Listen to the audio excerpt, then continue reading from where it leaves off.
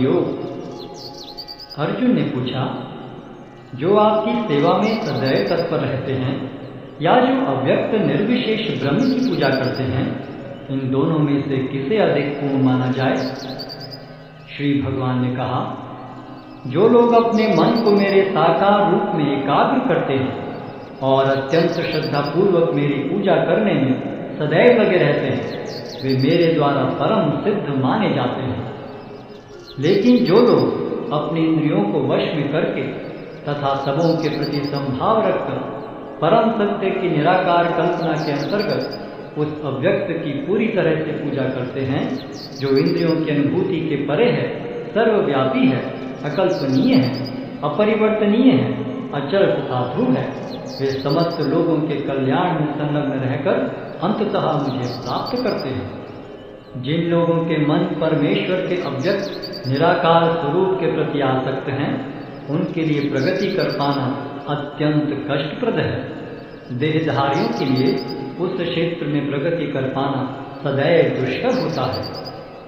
जो अपने सारे कार्यों को मुझ में अर्पित करके तथा विचलित भाव से मेरी भक्ति करते हुए मेरी पूजा करते हैं और अपने चित्तों को मुझ पर स्थित करके निरंतर मेरा ध्यान करते हैं, उनके लिए हे पार्थ, मैं जन्म मृत्यु के सागर से शीघ्र उद्धार करने वाला हूँ। मुझ भगवान में अपने चित्त को स्थिर करो और अपनी सारी बुद्धि मुझ में लगाओ। इस प्रकार तुम निस्संदेह मुझ में सदैव वास करोगे। हे अर्जुन, हे धनंजय, यदि तुम अपने चित्त को विचल भाव से मुझ पर स्थिर नहीं कर सकते, तो तुम भक्ति योग के विधि विधानों का पालन करो। इस प्रकार तुम मुझे प्राप्त करने की चाह उत्पन्न करो। यदि तुम भक्ति योग के विधि विधानों का भी अभ्यास नहीं कर सकते, तो मेरे लिए कर्म करने का प्रयत्न करो, क्योंकि मेरे लिए कर्म करने से तुम पूर्ण अवस्था को प्राप्त होगे। किंतु यदि तुम मेरे इस भावनामृत में कर्म करने में असमर्थ हो, तो तुम अपने कर्म के समस्त फलों को त्याग कर कर्म करने का तथा आत्मस्थित होने का प्रयत्न करो। यदि तुम यह अभ्यास नहीं कर सकते, तो ज्ञान के अनुशीलन में लग जाओ। लेकिन ज्ञान से श्रेष्ठ ध्यान है और ध्यान से भी श्रेष्ठ है कर्म फलों का परित्याग, क्योंकि ऐसे त्याग से मनुष्य को मनः शांति प्राप्त हो सकती है।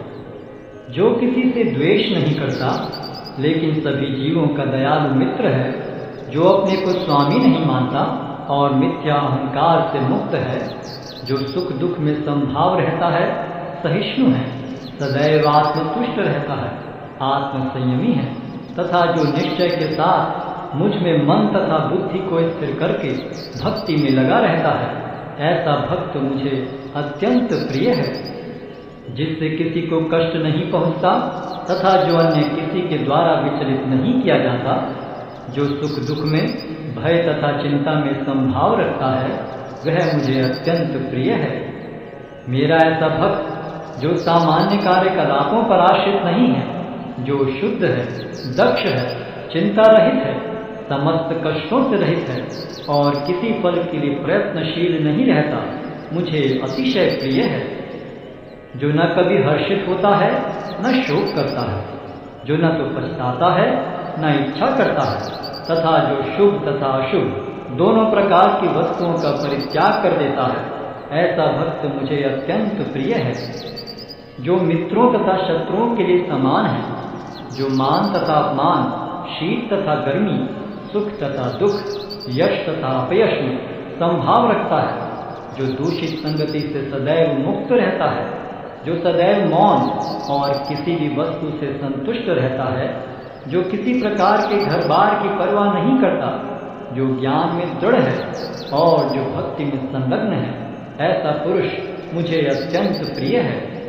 जो इस भक्ति के अमर पथ का अनुसरण करते हैं और जो मुझे ही अपना चरम लक्ष्य बनाकर श्रद्धा सहित पूर्ण रूपेण संलग्न रहते हैं, वे भक्त मुझे अत्यधिक प्रिय हैं।